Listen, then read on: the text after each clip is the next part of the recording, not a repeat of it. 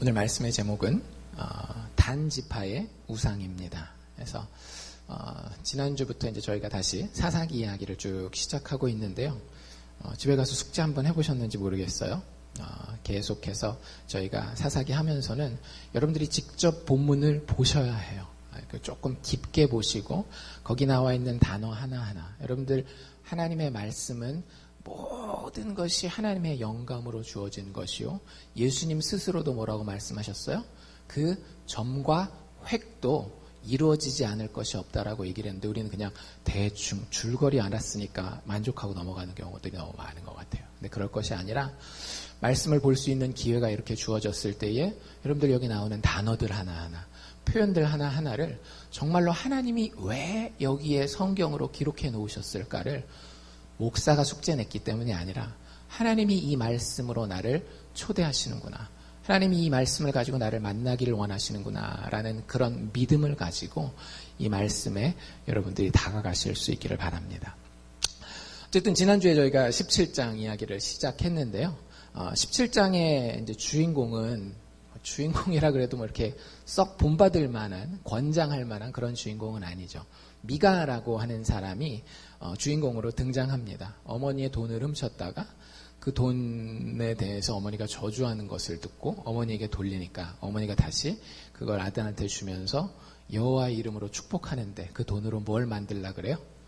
여호와의 성전도 아니고 여호와 앞에 제물로 드리는 것도 아니고 돈 아들 다 가지라 그러고 그 중에 일부는 여호와를 위하여 우상신을 만들게 하는, 참 이게 사사시대 첫 부분에 일어났던 에피소드라고 말씀드렸잖아요. 그러니까 사사시대를 아주 잘 보여주는 그런 에피소드가 17장에 소개되어 있었습니다. 그래서 우상신도 만들고 그 우상 제사를 드릴 수 있는 제사장이 입는 옷, 에봇도 만들고 또 다른 신상들도, 드라빔이라고 하는 그런 신상들도 만들어서 미가가 자기 집에다가 교회를 세운 거예요. 그러니까 얼마나 큰 종교적인 열심인지는 아시겠죠. 웬만해서는 자기 집에다가 교회 오픈하는 게 쉬운 게 아닙니다. 근데 자기 집에다가 돈을 들여서 예배당도 만들고 제사장도 세우죠. 자기 아들 중에 하나를 제사장으로 고용을 해서 세우는데, 나중에는 자기 아들보다 더 능력 있어 보이는, 하나님이 이 정도면 더 기뻐할 것 같은 누구를 세워요? 한 레위인을 데려다가 제사장으로 고용해서 만드는 이야기가 저희가 지난주에 봤던 겁니다. 미가의 결론은 뭐였어요? 미가가 스스로 내린 결론은 17장 13절이었습니다. 이렇게 되죠. 이에 미가가 가로되 레위인이 내 제사장이 되었으니 이제 여호와께서 내게 복 주실 줄을 아노라 하니라. 우리도 교회 다니면서 다 무슨 생각해요? 이제 여호와께서 나에게 복 주실 줄을 아노라. 그리고 이제 앞에다가 조건들을 붙이죠. 내가 만들어 놓은 조건들. 헌금을 많이 했으니, 예배를 빠지지 않고 드렸으니, 이런 봉사를 했으니, 세상에 나가서 이렇게 도덕적으로 깨끗하게 살았으니 이제는 여호와께서 나에게 복 주실 줄을 아노라 라고 하는 것이 미가의 결론이었습니다. 맞는 결론이라고요? 틀린 결론이라고요? 틀린 결론입니다. 여러분들의 하나님 앞에 설 수 있는, 하나님의 복을 구할 수 있는 유일한 이유는요, 십자가에 돌아가신 예수 그리스도 하나밖에 없습니다. 다른 걸 자랑할 수 있다라고 한다면 우리는 십자가를 모르는 거예요. 미가는 그걸 몰랐죠. 이름은 계속 여호와 이렇게 막 불렀지만, 미가는 그것이 아닌, 자기가 하나님을 아는 진리에 거한 것이 아니라 자기가 경험하고 자기가 생각하고, 우리 그 6절에 어떤 표현이 있었어요? 그때에 이스라엘의 왕이 없으므로 사람마다 자기 소견대로 옳은 대로 행하였더라. 종교 행위는 하지만 자기 소견에 옳은 종교 행위를 한 거지, 하나님의 진리에 근거한 왕을 모시는 그런 진짜 신앙생활은 하지 못했던 거죠. 오늘 이제 18장으로 넘어가면 그 이야기가 쭉 확장되고 있는 것을 봅니다. 오늘의 주인공은 이제 미가도 다시 나오긴 하지만, 미가보다는 레위 제사장 있잖아요. 고용한 그 레위 제사장하고, 그 다음에 단지파라고 하는 이스라엘의 12지파 중에 하나인 단지파가 두 주인공으로 등장하게 됩니다. 그래서 줄거리를 이렇게 한번 쭉 먼저 살펴보기를 원하는데요. 18장 1절이 이렇게 시작되죠. 그때에 이스라엘이 무엇이 없었고 왕이 없었고. 우리 지난주에도 계속 살펴봤던 겁니다. 여러분들의 인생의 왕은 누구입니까? 납니까? 내 배우자입니까? 내 부모입니까? 돈입니까? 내 커리어입니까? 명예입니까? 뭡니까? 하나님이 보내신 왕이 있어야 되는데 그 당시에는 이스라엘의 왕이 없었다라고 하는 거예요. 그 다음에 이제 단지파 얘기가 나오거든요. 1절이 계속 이렇게 이어지는데요. 단지파는 이때까지 거할 기업의 땅을 구하는 중이었다. 이런 얘기를 하고 있어요. 이게 무슨 얘기냐면요. 이스라엘의 역사를 조금 기억해 보시면 이스라엘이 애굽에서 종살이 하다가 하나님이 모세를 통해서 구원해 주시잖아요. 그리고 광야 40년 동안 떠돌다가 어디로 들어갑니까? 약속의 땅 가나안으로 들어가요. 근데 가나안에 들어갔을 때 여호수아가 어떻게 해요? 땅을 이렇게 지도를 그려가지고 나눠줍니다. 정탐꾼을 보내서 그 정탐꾼들이 보고해온 그 보고에 근거해서 지도에다가 땅을 나눠서 여기는 유다 지파가 살고 여기는 베냐민 지파가 살고 단 지파가 살고 이렇게 땅을 다 나눠줬어요. 근데 하나님이 여러분들 하나님은 모든 것의 주권을 가지고 계시지만 그 주권적인 역사 가운데 우리를 로봇처럼 사용하기를 원하시지는 않으세요. 하나님이 다 하실 수 있습니다. 그리고 하나님이 다 하셔요. 그렇기 때문에 우리는 로봇처럼 하나님이 오늘은 일로 가라, 내일은 절로 가라, 오늘은 뭐 공부를 해라, 내일은 공부를 하지 말아라, 뭐 이런 거 우리한테 로봇처럼 원하시는 게 아니라 하나님이 원하는 계획을 하나님 주권적으로 이루시면서도 동시에 우리도 자원하는 마음으로 그 하나님의 방향성에 동참하기를 원하셔요. 근데 그 이스라엘 백성들에게도 똑같이 하는 겁니다. 땅을 줬어요. 그리고 큰 싸움은 여호수아 장군 때 다 이깁니다. 근데 아직 그 땅들에는 누가 살고 있는가 하면 가나안 족속들이 살고 있고 여호수아가 죽을 때 뭐라고 유언을 하고 죽는가 하면 너희가 그 땅들을 정복하라. 아직 너희가 기업으로 받은 그 땅에 남아있는 이 가나안의 악한 백성들을 너희가 믿음으로 쫓아내라 라고 이야기를 하거든요. 그래서 보면 그 사사기 우리 1장에 보면 각 지파별로 어떻게 그들을 쫓아내는지 이야기가 나와요. 근데 1장 넘어가면서 뒷부분에 가면서 이야기가 살살 변했던 거 기억나세요? 어떤 지파는 다 쫓아냈는데 어떤 지파는 일부는 쫓아내고 일부는 못 쫓아내고 그게 가면 갈수록 내리막길을 걸으면서 1장 맨 마지막에 언급되는 지파가 바로 여기 나와 있는 단지파예요. 단지파는요, 자기네가 땅으로 그 물려받은 그 유다 지파가 맨 밑에 있고 유다 지파 바로 위쪽에 땅을 기업으로 분배받았거든요. 그 땅을 가서 차지하기는커녕 거기서 이렇게 막 그래도 막 힘들지만 어떻게 해서든지 하나님의 명령대로 이 땅에서 하나님의 유업을 찾으려고 하는 기는커녕 오히려 그 지역에 아모리 족속이라고 하는 그 이방 백성들이 살았는데 그 사람들이 쫓아내요. 하나님이 주신 기업이 있는데 그 기업에서 쫓겨나 버리게 됩니다. 거기 다시 도전할 생각도 하지 않아요. 그래서 이 단지파가 여기 지금 1절에 나와 있는 것처럼 이때까지 거할 기업의 땅을 구하는 중이었다가 그 얘기예요. 하나님이 주신 기업을 얻지 못하고 그 기업이 아닌 다른 곳을 거기 너무 어려워. 그러니까 살만한 곳을 다시 찾자 해가지고 자기들 나름대로 기업을 찾아 올라가고 있는 중이었습니다. 그들이 이스라엘 지파 중에서 이때까지 기업의 땅 분배함을 얻지 못하였습니다가 그 이야기입니다. 그래서 점점 이제 북쪽으로 올라가거든요. 북쪽으로 쭉 올라가면서 이제 금방 만나게 되는 지파의 땅이 어느 땅인가 하면 2절에 보면 단 자손이 소라와 에스다올에서부터 자기 온 가족 중 용맹 있는 5사람을 보내어 땅을 탐지하게 하고요. 그들에게 이르되 너희는 가서 땅을 살펴보라 라고 이야기를 합니다. 정탐꾼을 보내는 거죠. 북쪽으로. 그러면서 그 사람들이 어디에 이르는가 하면 그들이 에브라임 산지에 가서 에브라임 지파 땅에 이제 도착하는 거예요. 근데 우리가 이 에브라임 지파의 이름을 지난주에 들었습니다. 이 에브라임 지파에 누가 살고 있었어요? 미가라고 하는 사람이 살고 있었던 거예요. 그래서 이제 정탐꾼들이니까 오늘날처럼 뭐 호텔이 있고 이런 것도 아니니까 다니는 지역마다 같은 족속인 같은 민족인 이스라엘 사람들 집에 들어가서 하룻밤씩 자는데 에브라임 지파 땅에 갔을 때 어느 집에 들어간 거예요? 여기 보니까 에브라임 산지에 가서 미가의 집에 이르러 거기 유숙하였다. 하룻밤을 머물게 된 거예요. 근데 그 집에서 뭐 대접도 받고 이러다 보니까 요즘식으로 얘기를 하자면 그 집에 별채가 하나 딸려 있는 겁니다. 그래서 그 별채가 뭔가 궁금해서 보니까 잘 들어보니까 기도하는 소리, 예배 드리는 소리가 막 들리는 거예요. 성경에 뭐라고 표현되어 있는가 하면 그들이 미가의 집에 가까이 올 때에 레위 소년의 음성을 알아들었다라는 표현이 3절에 나오거든요.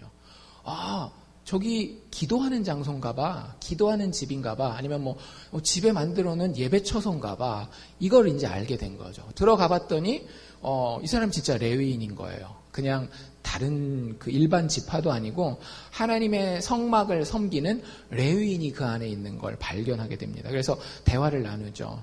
어떻게 네가 왜 여기 왔느냐, 무엇이 너를 여기로 인도했느냐, 뭐 이런 얘기를 하니까 4절에 그들에게 미가가 이르되 여차여차히 나를 대접하여 미가가 나를 고용하여서 나를 자기 제사장으로 삼았다라고 이야기를 합니다. 여러분들 여기서부터 사실은 뭔가 그 불편함을 느끼셔야 돼요. 미가가 이 레위 사람을 어떻게 했다라고요? 고용했다고요. 그러니까 제가 장로 교육이나 이런 거 할 때는 말씀드린 적이 있는 것 같아요. 근데 제가 아는 어떤 한 교회, 이민교회입니다. 이민교회에서 저희 교단 한국 목사님이 되게 어려움을 당하셨어요. 이제 그 장로님들하고 거기 당회 이제 장로님들이 주로 여자분이셨들이었거든요.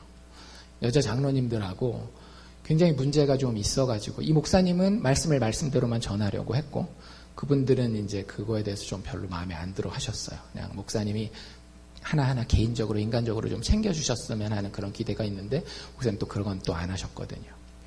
근데 뭐 하여튼 여러 가지 어려움을 겪는데 그 장로님 중 한 분이, 여자 장로님 중 한 분이 마지막에 당회 자리에서 박차고 팍 나가면서 뭐라고 이야기를 했는가 하면 당신 내가 내는 헌금으로 월급 받는데 어떻게 되나 두고 봅시다 하고 그렇게 나갔대요. 어떤 마인드셋을 가지고 있는지 아시겠죠? 고용한다라는 마인드셋을 가지고 있고 안타깝게도 그 목사님은 그래도 인간적으로는 힘들었지만 마음 가운데는 영적인 심지가 있었기 때문에 거기에 동조하지 않았는데 오늘 이야기에 나오는 레위는 어떤 거예요? 괜찮은 거예요. 월급만 잘 받으면 요거 괜찮은 잡이지. 그래서 자기를 고용했다. 미가가 여차여차히 나를 대접해서 나를 고용해서 나로 거기 제사장을 삼았다라고 이야기를 합니다. 그래서 어쨌든 단지파는 그 이야기를 듣고 그래 어쨌든 제사장이구나. 그러면 이제 우리가 땅을 아직 발견을 못했는데 땅을 발견하러 가기 전에 그래도 제사장한테 물어보고 하나님의 축복을 받으면 참 좋지 않겠나라는 생각을 하고 그 제사장한테 물어봅니다. 5절에 보면 그들이 그에게 이르되 청컨대 우리를 위하여 하나님께 물어봐 주십시오. 그래서 우리의 행하는 길이 형통할지 아닐지 우리에게 알게 해 주십시오라고 이야기를 합니다. 제사장이 그들에게 뭐라고 대답하는가 하면 평안히 가십시오. 당신들의 행하는 길이 여호와 앞에 있습니다. 라고 아주 굉장히 그 격려가 되고 위로가 되는 말을 딱 듣습니다. 그리고 실질적으로 북쪽으로 올라가면서 그 갈릴리 바다 아시죠, 여러분들? 갈릴리 바다보다도 조금 더 위로 가는 지역에서 라이스라고 하는 동네를 만나게 돼요. 근데 보니까 너무 좋은 거예요, 땅이. 게다가 더 좋은 건 뭐였는가 하면 그 라이스 동네 사람들이 군대가 없는 거예요. 그래서 그 사람들 싹 다 죽이고 우리가 그 땅을 차지하자. 이런 계획을 세웁니다. 뭔가 좀 이상하지 않아요? 하나님의 백성들이 평화로운 땅에 가서 오히려 사람들을 죽이고 거기서 자기들의 이익을 얻으려고 하는 그런 계획을 세우는 거예요. 뭐에 근거해서? 여호와의 형통케 하심에 근거해서. 그러니까 우리가 예수 믿는다라고 하면서도 세상에 나가서 공부를 하건 직장에 다니건 자기 사업을 하건 자식을 키우건 얼마든지 세상 사람들도 하지 않는 악을 행하면서 여호와의 형통케 하심에 근거해서 그 일들을 할 수 있는 거예요. 단지파가 그렇게 합니다. 가서 그 땅을 발견하고요. 돌아와요. 미가의 집으로 돌아온 게 아니라 단지파의 그 헤드쿼터가 있는 데로 돌아와서 단지파 모든 사람들이 이제 정탐꾼을 각 지역으로 보냈었던 것 같아요. 그 중에 이 라이스라고 하는 땅이 제일 괜찮은 땅인 것 같다. 그래서 결정을 내리고 주력 부대를 갖다가 글로 출동시킵니다. 가서 그 땅을 정복하게 하기 위해서. 비겁한 거죠. 하나님이 주신 그 땅에서 아모리 족속과 피 흘리기까지 싸워 그것을 유업으로 맞이해야 되는데 거기는 안 될 것 같으니까 비실비실하다가 도망가고 자기가 해볼 수 있을 것 같은 군대도 없고 평화롭게 사는 그 사람들 가서 다 멸절시키겠다라고 하는 이런 정말 잘못된 생각을 가지고 주력 부대를 쭉 출동시켜요. 그러니까 정탐꾼이 갔던 그 길대로 그대로 갈 거 아니에요. 누구네 집에 도착하겠어요? 미가의 집에 도착하는 거예요. 미가의 집에 도착해서 이 정탐꾼으로 5명이 먼저 갔었는데 이 5명이 그 군대한테 이렇게 얘기를 합니다. 우리가 그때도 여기 지나갔거든. 근데 이 집에 예배당이 있어. 예배당이. 그 예배당에 목사님도 있어.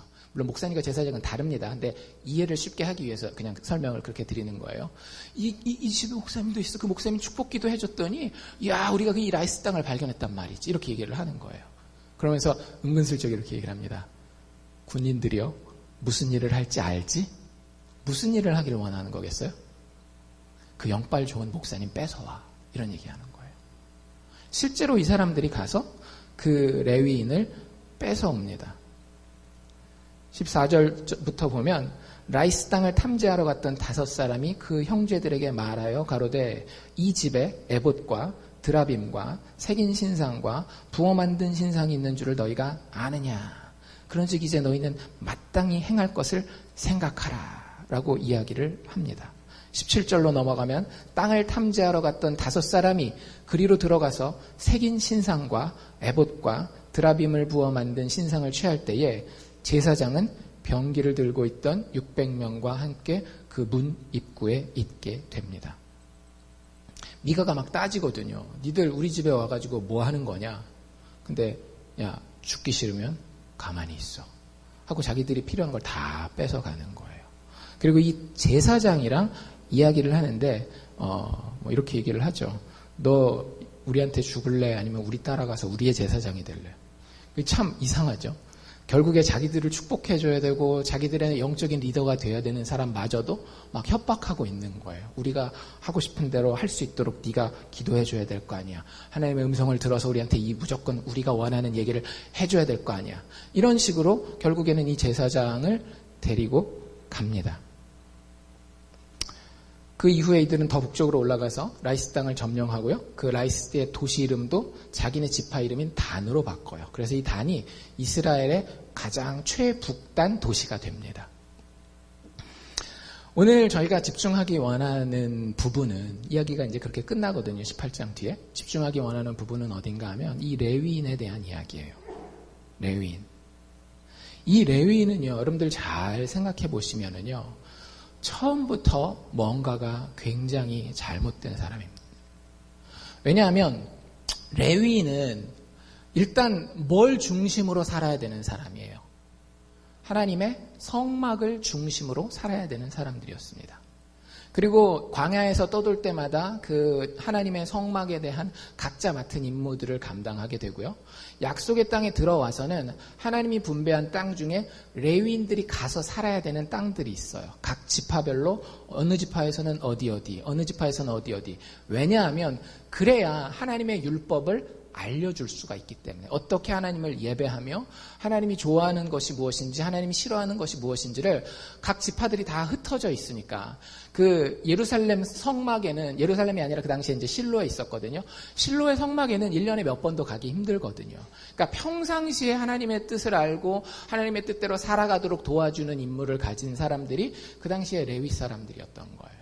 오늘 우리가 만나게 되는 27장과 18장에 나와 있는 레위인은 유다 땅의 베들레헴에 살게 돼 있었습니다. 그래서 거기서 하나님이 맡기신 일로 그 일이 크건 작건 간에 하나님의 율법을 하나님을 섬기는 방법을 유다 백성들에게 알려줘야 됐던 거예요.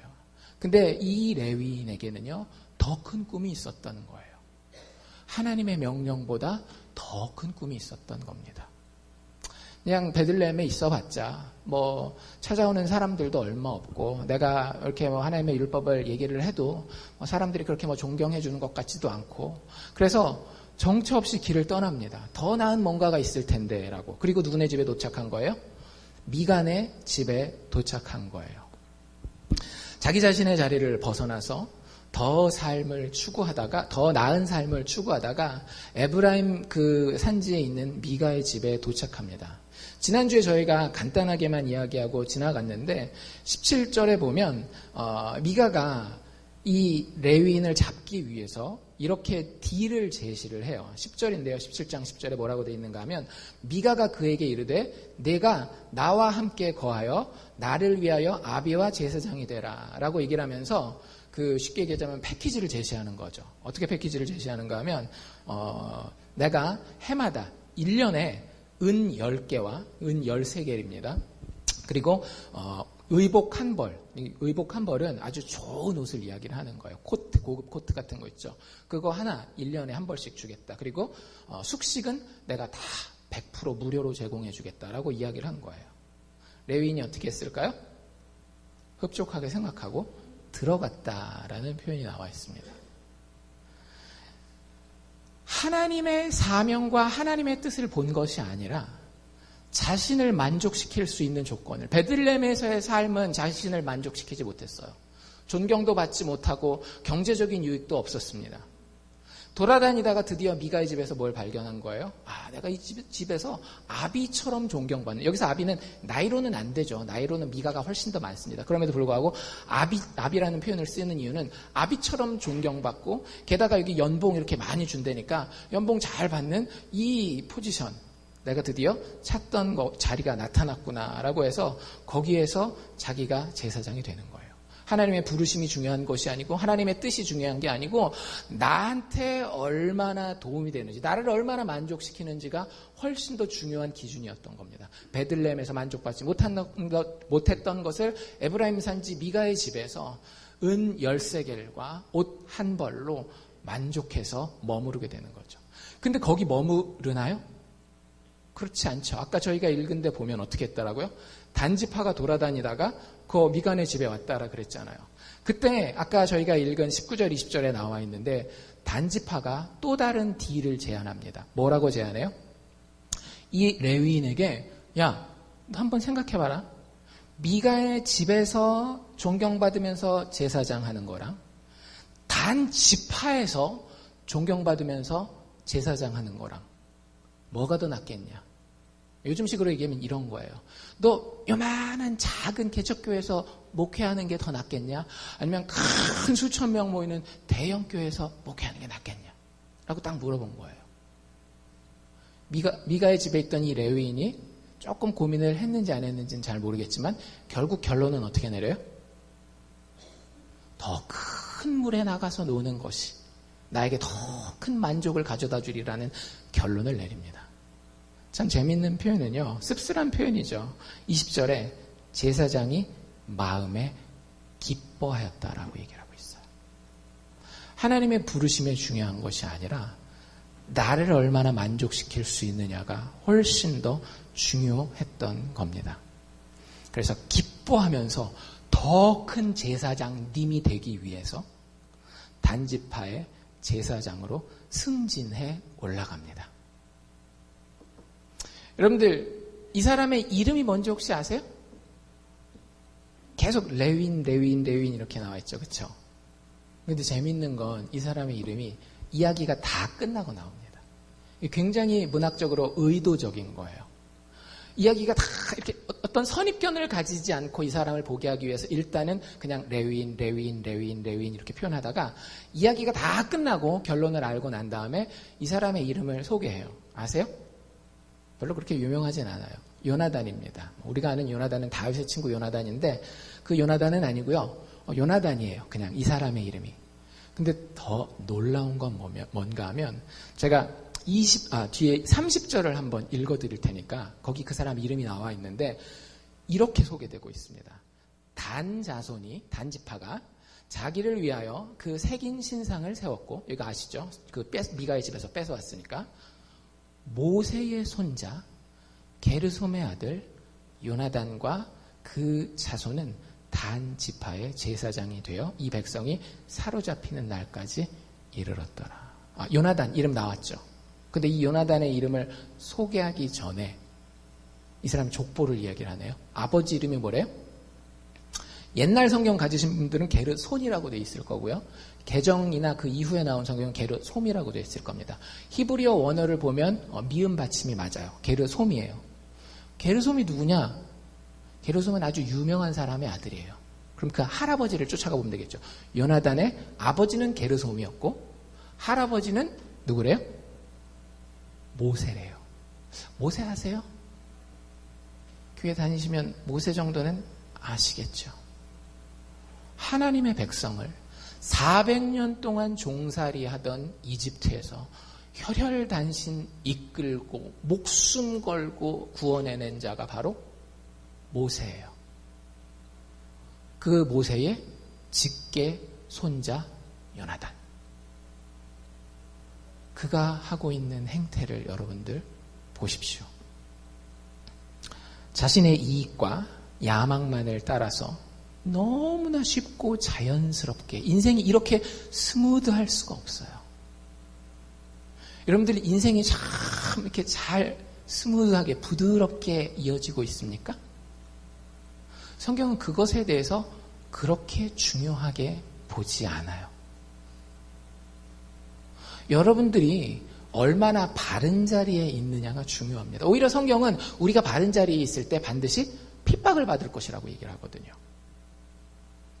요나단은 그런 거 싫었어요. 그냥 나의 이익과 나의 야망을 따라서 기회가 되면 착 일로 붙고 또 다른 기회가 되면 착 절로 붙고 만약에 이스라엘 전체 그 제사장 삼겠다라 그랬으면 아마 거기 또 가서 탁 붙었을 거예요.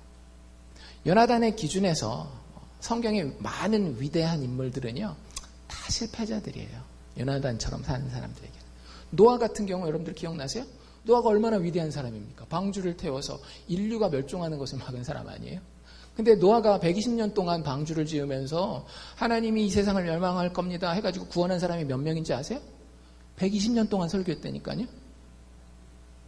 7명. 그것도 자기 아내랑 아들 다 합쳐가지고 아내, 아들 셋, 거기 딸린 며느리 셋 해가지고 꼴랑 120년 동안. 여러분들 어떤 선교사님을 우리가 파송했는데 120년 동안 파송했는데 결신자 몇 명? 7명. 당장 선교부에서 선교헌금을 끝내 안 끝내 막 그런 얘기 나오지 않겠어요? 이 요나단의 입장에서는 노아 같은 사람은 실패자지.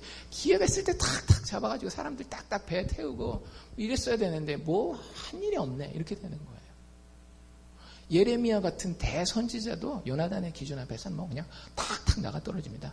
예레미야가 엄청난 설교자거든요. 여러분들 예레미야서를 읽어보시면 그가 던지는 메시지가 얼마나 참 파워풀하고 강력한지 몰라요. 근데 그 결과물로 따져놓고 보면 얼마나 그래서 그것 때문에 그 예레미야가 지위가 올라가고 본인이 좀 유익이 되고 야망이 성취가 됐느냐를 보면 예레미야는요 한 번도 찬성표를 받아본 적이 없는 사람이에요.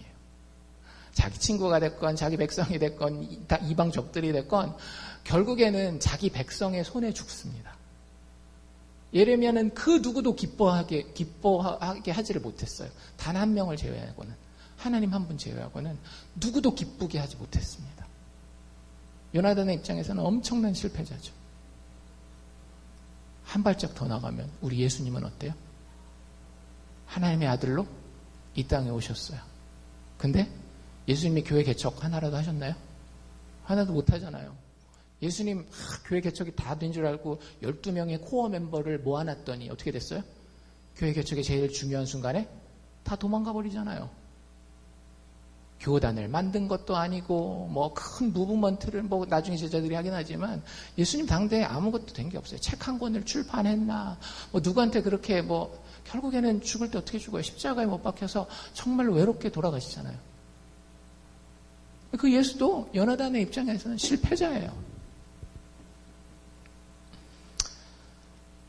여러분들 요나단의 종교를 경계하시기 바랍니다. 여러분들의 신앙생활 초기에 여러분들은 아주 중요한 것을 미리 결정하고 신앙생활을 하셔야 합니다. 다시 한번 말씀드립니다. 여러분들이 지금 몇 년을 믿으셨는지 모르겠지만 만약에 지금이 신앙생활 초기라면, 그리고 신앙생활 초기에 이런 결단의 단계가 없으셨다라고 하면 오늘 이 시간을 그 결단의 단계로 삼으십시오.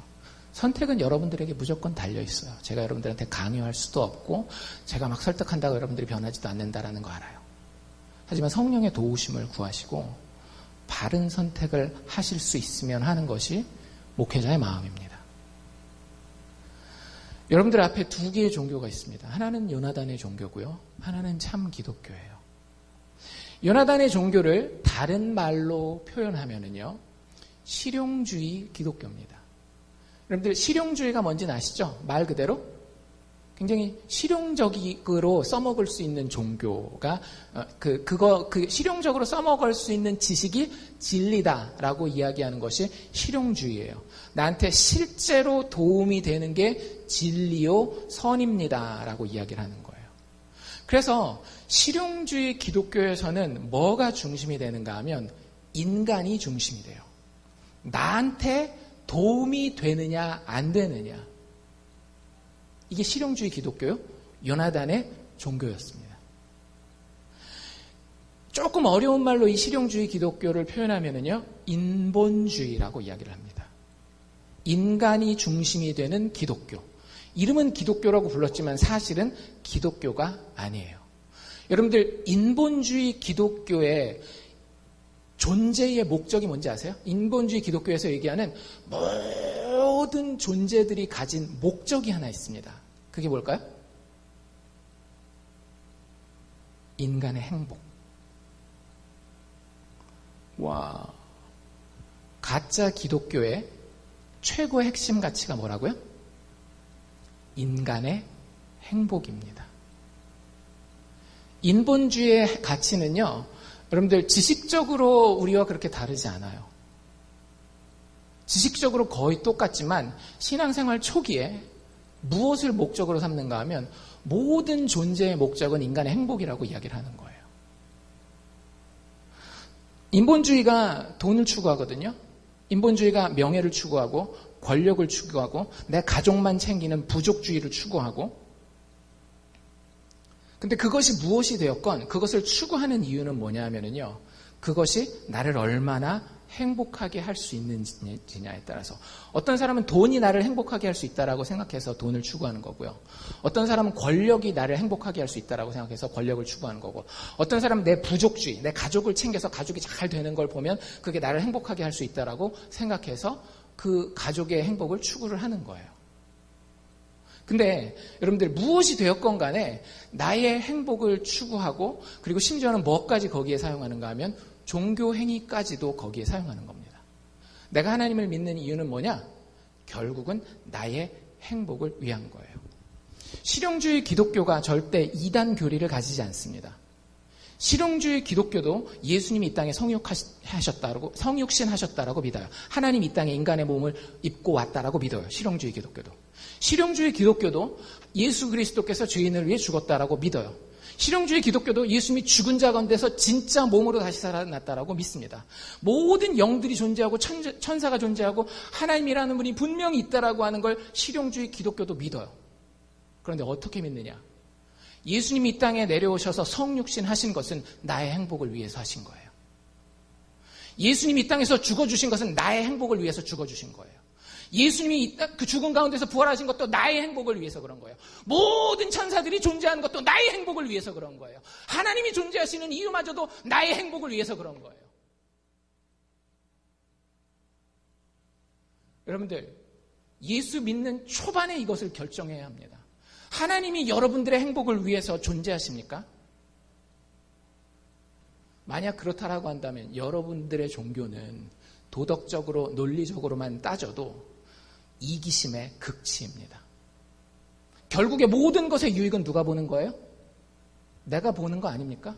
하나님이 이 땅에 내려오셔서 죽으셔도요, 그 이익은 결국에는 내가 보는 거예요. 성경은 그걸 한 글자로 뭐라 그럽니까? 죄라고 이야기를 하고 있어요. 여러분들 요나단의 종교는 교리는 우리와 똑같은 옷을 입고 있을지 모르겠지만 기독교가 아닙니다. 여러분들이 교회 안에 와 있다고 참 기독교인이라고 착각하지 마세요. 성찬식 앞에 나와 떡을 떼고 잔을 마셔도 나의 행복을 위해서 내가 이 떡을 먹고 이 잔을 마시면 하나님이 나를 축복해 주시고 내가 그것 때문에 행복해질 거야 라는 생각을 가지고 있다면 성경은 분명히 그것이 기독교가 아니라고 이야기하고 있다는 거예요. 굉장히 부담스러운 얘기인 거 알고 있습니다. 제가 이 설교를 17장에서부터 21장까지 준비를 하면서 얼마나 힘들었는지 여러분들이 아셔야 돼요. 고난주간이 아니었으면 아마 하나님 앞에 제가 거절했을런지도 몰라요. 우리가 가지고 있는 모든 것을 송두리째 부정해야 되는 그런 고통스러운 시간일 수도 있어요. 여러분들이 신앙생활을 몇 년 했건 성경을 얼마나 많이 알고 있건 아무 상관이 없을 수 있거든요. 여러분들 신앙의 동기와 시작점이 어디냐라고 하는 거예요. 내가 행복해야 됩니까? 여러분들 사사기의 메시지를 들으십시오. 나의 이기심을 만족시키기 원하는 그 태도, 죄는요, 그 삭시 사망입니다. 사사기 1장부터 16장까지 우리가 계속 봤던 게 뭐예요? 이거 아닙니까? 나의 행복을 위해서, 나의 만족을 위해서, 나의 평안을 위해서 내가 잘 돼야지. 그래도 하나님은 좀 못 되더라도 최종적으로 나는 잘 돼야 될 거 아니야. 그 운명의 결과가 1장에서 16장에 계속 어떻게 됩니까? 파멸에 이르고 또 파멸에 이르고 또 파멸에 이르지 않습니까? 여러분들이 교회 다니고 예수 믿는다라고 얘기하는 거 아무 쓸모 없다라고요. 인간의 행복이, 나의 행복이 그 목적이라고 한다면, 심지어는 여러분들이 전도를 해도 그거 하나님이 기뻐하시지 않을 만한 일이에요. 제가 이 설교를 준비할 때 기초했던 설교가 있어요. 페리스 리드헤드라고 하는 목사님이 1960년대 했던 설교입니다. 그러니까 제가 수십 번을 듣고 제가 죽기 전에도 앞으로도 수십 번, 수백 번 더 들을 설교예요. 그 설교의 일부라도 오늘 제가 여러분들에게 전해드리려고 사실은 가지고 나온 거예요. 제가 하는 얘기는요, 그 설교에 진짜 몇 배 더 강력하게 묘사되어 있습니다. 정목사만 유난하다? 여러분들 그렇게 생각하시면 오산이에요. 그 목사님이 자기가 아프리카 선교사로 나갔을 때의 그 경험을 갖다가 소개를 합니다. 이분이 아프리카를 놓고 기도를 하고 있었어요. 기도를 하면서 선교를 나가야겠다라고 생각했는데 그 선교 보고 같은 것들이 오잖아요. 그러면은 거기에 막 문둥병 걸렸는데 치료도 받지 못하는 사람들의 사진들, 그리고 거기서 죽어가는 많은 그 뼈만 앙상하게 남아있는 그 아이들의 모습, 그리고 거기서 막 그 노예처럼 대접받는 이 사람들의 불쌍한 이야기들 막 들으면서, 이 불쌍한 사람들 이 땅에서도 이렇게 고생하다가 죽은 다음에 복음을 듣지 못해서 지옥 가면 얼마나 불쌍한가. 이 사람들이 그래도 이 땅에서는 이렇게 고생하지만 죽은 다음에는 최소한 행복해야 되지 않겠는가. 이런 생각을 가지고, 낭만적인 생각을 가지고, 내가 가서 복음만 전하면 이 사람들 이 세상에서는 조금 고생하겠지만 죽은 다음에는 하나님의 복을 누리면서 행복할 것이다. 이런 생각을 가지고 선교지로 나갔다라는 거예요. 선교지에서 어떤 일이 벌어졌을까요? 자기의 모든 기대가 싹 다 무너집니다.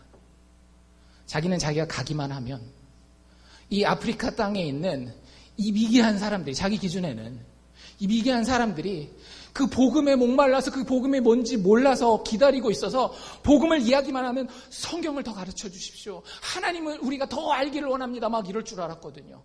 그리고 그 막 어려움을 당하고 배고파하는 것도 사람들이 너무너무 착하고 한데 그 백인 제국주의 때문에 막 어쩔 수 없이 막 그 어려운 상황 가운데 그렇게 겪는 줄 알았거든요. 가보니까 전도하고 성경 이야기를 하면 얼마나 핍박을 하고 얼마나 무시를 하는지. 그리고 그 사람들이 겪는 여러 가지 어려움들을 보니까요, 자기들이 자초한 게 너무나 많은 거예요. 자기들이 가난함에도 불구하고 가난한 사람들끼리도 서로 속이고 서로 폭력을 행사하고, 이런 모습들이 자기가 생각했던, 낭만적으로 생각했었던, 이 사람들 불쌍한데 복음 듣고 그래도 천국 가야 되지 않나, 그래서 행복해져야 되지 않나, 이런 생각이 싸그리 다 깨진 겁니다.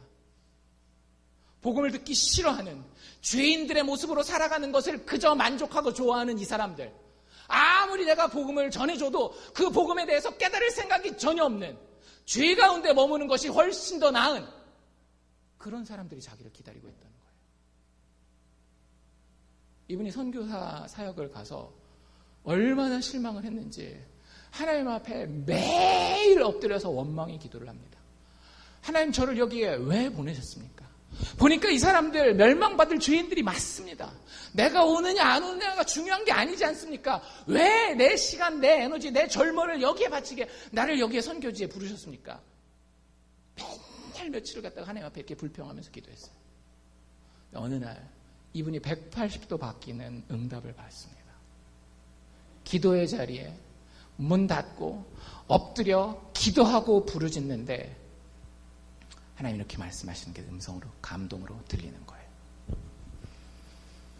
나는 인간의 유익을 위해 너를 아프리카에 보내지 않았다. 나는 너를 나의 유익을 위해 보낸 것이다. 그들은 지옥 형벌을 받기에 합당한 자들이지만 내가 그들을 사랑하였노라. 내가 그들을 위하여 지옥의 고통을 견디었노라. 내가 이런 나의 십자가의 고통에 합당한 영광을 받아야 하지 않겠느냐. 내가 위하여 죽은 그들을 내가 취할 자격이 나에게 있지 아니하냐. 인간의 행복이 아니라 나의 영광을 위하여 내가 너를 아프리카에 보냈다라고 하는 거예요.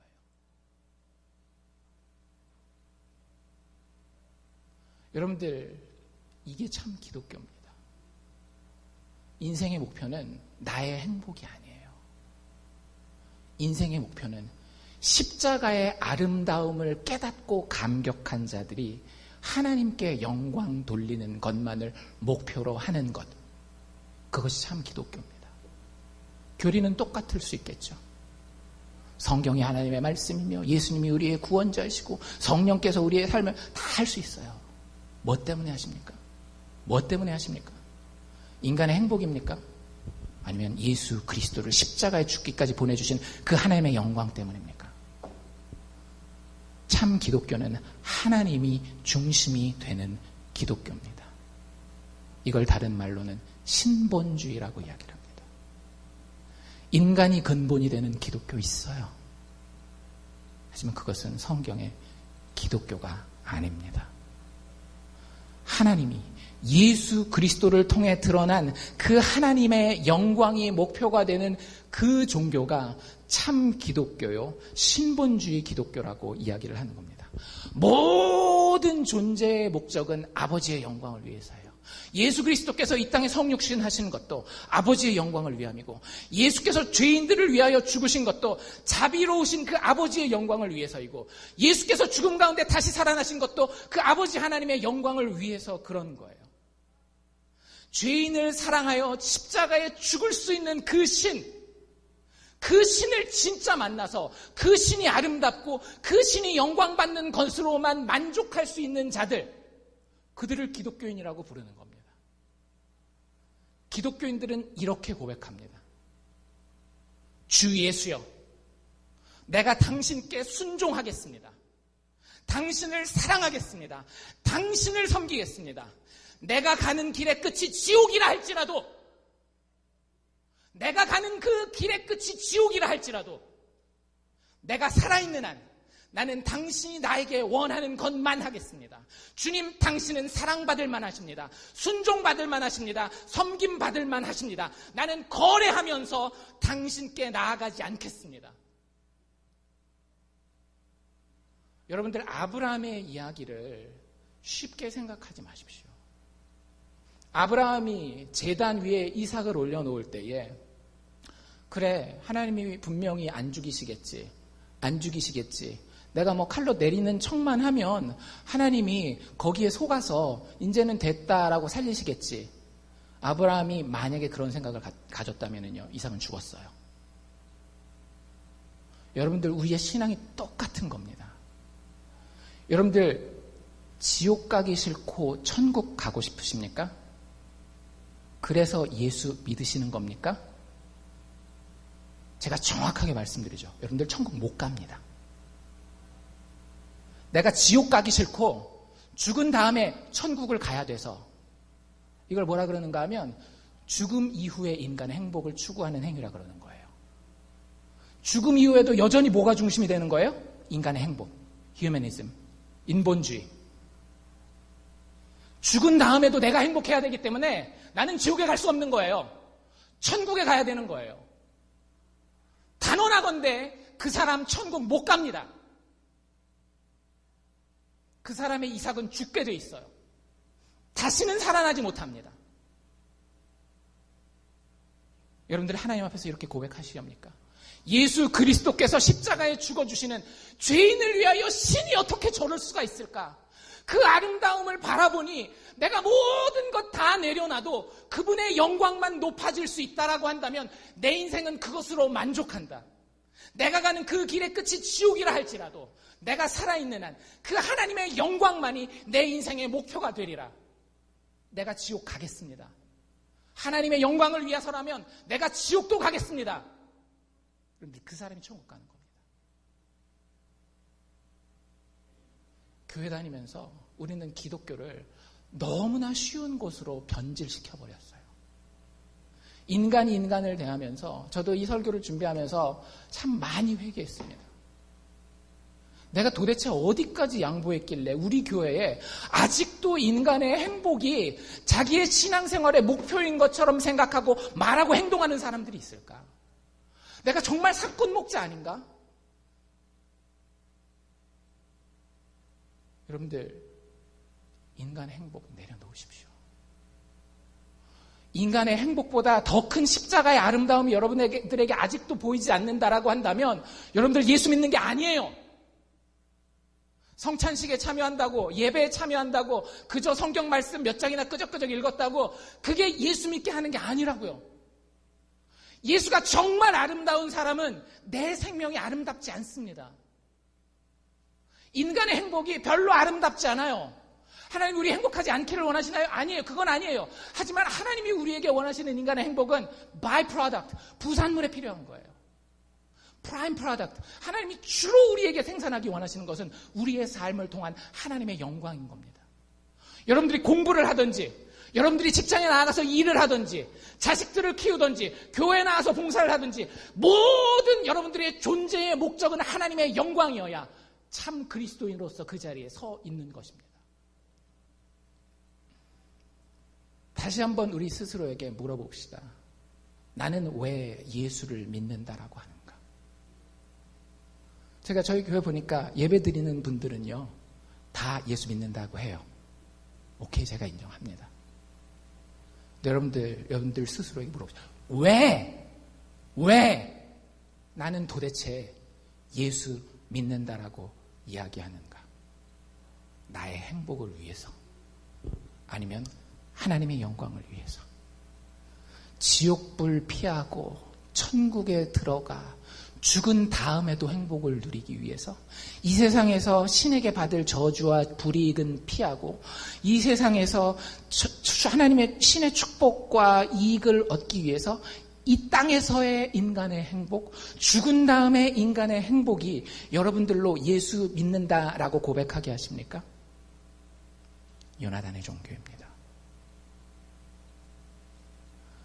참 그리스도인의 믿음의 동기는요, 왜 예수 믿는가에 대한 대답은요, 정말로 신이 모든 것을 아름답게 만들어 놨어요. 근데 우리가 가서 다 망가뜨려 놓은 거예요. 여러분들 생각해 보세요. 여러분들 집에, 여러분들 가게에 와가지고 누가 막 난장판을 피우고 갔다라고 생각해 보십시오. 이쁠 수 있겠어요? 인간도 막 때려주고 싶고 쥐어받고 싶고 심지어는 심하게 해코지하고 싶은 게 그 마음 아닌가요? 하나님의 모든 것을 아름답게 만들어놨는데 우리는 우리의 유익만을 위해서 하나님의 그 모든 질서와 아름다움을 다 파괴하고 있는 죄인들의 자리를 선택한 거예요. 근데 그 죄인들을 하나님이 버리지 않고 포기하지 않고 직접 이 땅에 내려오셔서 몸을 입고 우리를 위해 죽어주셨다니까요. 그 하나님이 아름답지 않으세요? 그 하나님이 영광스럽지 않으세요? 그 예수 그리스도의 십자가의 보혈을 볼 때에 눈물이 뚝뚝 떨어지지 않으세요? 하나님의 형상을 가진 인간이 아닌 거예요. 육체의 에너지를 가진, 단순한 육체의 에너지를 가진 짐승에 불과한 겁니다. 아무리 교리를 얘기를 해도 예수 안에 발견된 하나님의 영광이 아름답고 사랑스러워서 내가 예수 믿습니다. 그 길의 끝이 지옥이라 할지라도 나는 하나님이 아름답다라고 찬양할 수밖에 없습니다. 나의 모든 행동의 목표는, 나의 모든 생각의 목표는 예수 그리스도를 통해 드러난 하나님의 영광입니다. 지금 결단하십시오. 둘 중에 하나입니다. 예수 믿어서 돈 많이 벌고 자식 성공하고 인간의 행복을 여러분들 신앙생활의 목표로 삼던지, 아니면 하나님, 내가 이 땅에서 핍박받고 고난받고 가난하고 죽은 다음에 지옥에 가는 한이 있어도 그리스도의 십자가를 바라보니 나는 당신이 아름답고 사랑스럽습니다. 둘 중에 하나입니다. 여러분들이 교회 안에 있는 한 둘 중에 하나이지, 중간 어디쯤에서 천국과 지옥 사이 이런 것은 존재하지 않아요. 인생의 목적은 하나님의 모든 풍성함을 십자가 바라보면서 알아가는 겁니다. 그리고 그 풍성함을 매일매일 새롭게 발견해서 그 풍성함 때문에 너무너무 좋은 거예요. 너무너무 그 예수가 사랑스러운 거예요. 그 예수 바라보는 게 너무너무 즐거운 거예요. 그러면 그것 자체가 하나님 앞에 크게 영광 돌리는 겁니다. 그게 인생의 목적인 거예요. 여러분들, 선교 역사 가운데에 모라비안 형제회라고 하는 그 그룹이 굉장히 중요한 역할을 담당하고 있는데요. 한 번은 이런 에피소드가 있었어요. 그 모라비안 형제회의 선교 역사 초기 단계인데, 기도하면서 우리가 하나님의 영광을 위하여 선교하고 복음을 전파해야 할 텐데 어디로 가서 어떻게 복음을 전해야 될까를 고민하는 중에 20대 초반의 청년, 저희 교회도 있죠. 20대 초반이면 뭐 하는 때예요? 한참 자기 진로 때문에 고민하거나 아니면 아직 철 안 들어가지고 맨날 놀러만 다니는 그런 때 아니에요. 20대 초반 2명의 청년에게 성령의 감동이 임하십니다. 그들이 들은 소식이 있었는데 그 소식 때문에 이들의 마음이 감동해서 하나님 앞에 서원하고 헌신하게 돼요. 무슨 소식을 들었느냐? 유럽 대륙에서 이제 이게 미국 친대륙으로 노예들을 팔잖아요. 근데 그 대서양, 그 미국과 유럽 사이에 있는 대서양의 한 섬에 한 2, 3천 명 되는 아프리카 노예들이 잡혀와서 팔려가기를 위해서 기다리고 있다라고 하는 거예요. 근데 거기 그 노예 농장이죠. 노예 농장 주인이 아주 공격적인, 극단적인 무신론자입니다. 심지어는 그 전도를 못 올 뿐만 아니라, 목사님이나 선교사님들이 그 섬에 못 들어갈 뿐만 아니라, 만약에 배가 파손해서 왔는데 그 사람이 목사면 딴 집에 데려다 놨다가 다 나오면 자기 그 사람들 한 명도 못 만나게 하고 떠나보게 할 수 있도록. 신이 있긴 뭐가 있어. 이럴 정도로 악한 사람들. 그래서 아프리카에서 잡혀와서 아무것도 모르고 노예로 팔려가야 되는 이 사람들이 그 섬에 있으면서 평생 복음을 들을 수 있는 기회가 없다라고 하는 걸 알게 된 거예요. 그래서 20대 이 두 청년이 들어갈 방법을 알아봤는데 들어갈 방법이 없어요. 단 한 가지 방법이 있었습니다. 뭐였을까요? 자기를 노예로 파는 거였어요. 20대 초반에 자기 커리어를 선택한 겁니다. 뭐로? 노예로. 자기 몸값 받은 것은 딱 자기 집에서 떠나서 그 노예 섬까지 들어가는데 배삭스로 다 쓴 거예요. 드디어 떠난 날 아침이 됐습니다. 항구에서 배가 떠나요. 두 청년이 남아있는 가족들과 교회 공동체에 손을 흔들면서 마지막 인사를 하는데, 여러분들 몇 년 계약하고 가는 게 아니에요. 평생 노예하기 위해서 예수 그리스도 복음에 대해서 그 영광스럽고 아름다운 이야기에 대해서 한 번도 들어보지 못한 사람들에게 하나님의 영광을 드러내기 위해서 평생 노예가 되기 위해서 들어가는 겁니다. 다시는 가족을 보지 못하는 거예요. 가족들이 얼마나 슬프고 안타깝겠어요. 막 울면서 인사하고 안녕 이야기를 하는데 배가 항구에서 멀리 떨어져 가면서 마지막 인사말을 배에서 던집니다. 그들이 한 이 마지막 인사가 모라비안 선교의 부르심의 모토가 돼요. 이렇게 얘기를 합니다. 저 멀리 떨어져 있는 가족들을 향해서 죽임당하신 어린 양이 그 고통에 합당한 영광을 받으시길 원하나이다. 죽임당하신 예수 그리스도께서 그가 받으신 신으로서 죄인들을 위하여 받으신 그 고통에 합당한 영광 받으시기를 원하나이다. 이것을 위해서는 우리가 평생 노예가 되어도 좋습니다. 라고 고백하면서 가족들과 마지막 인사를 하고 떠나갑니다. 여러분들, 우리는 우리 젊은 세대를 어떻게 키웁니까? 그래도 좋은 학교 가야지. 그래, 젊을 때는 파티도 좀 즐기고 너를 위하여 인생을 살다가 나중에 좀 자리 잡으면 하나님의 영광을 위해서 살든지 말든지 그건 네가 알아서 해. 여러분들 스스로의 진로는 어떻게 결정하십니까? 하나님 앞에 여러분들의 찌끄러기 나머지 드리고 내가 최대한 누릴 수 있는 인생의 행복을 누리다가 천국 가야 되는 그 순간에만 주님의 영광 이러면서 주님 앞에 설 것입니까? 오늘 정하십시오. 여러분들, 하나님의 영광입니까? 인간의 행복입니까? 하나님 믿는 거 쉽게 생각하시면 안 됩니다. 모든 것을 내려놓고 내가 내 아들 이삭까지도 죽음의 자리에 내려놓고 내가 지옥에 가도 괜찮다라고 다 내려놓을 그때에 비로소 하나님의 보혈은, 하나님의 축복은 진짜로 우리 삶에 역사하게 되어 있습니다. 당신의 기독교는 무엇입니까? 요나단의 종교? 인간의 행복? 아니면 예수 그리스도를 통해 드러난 참 기독교, 하나님의 영광? 여러분들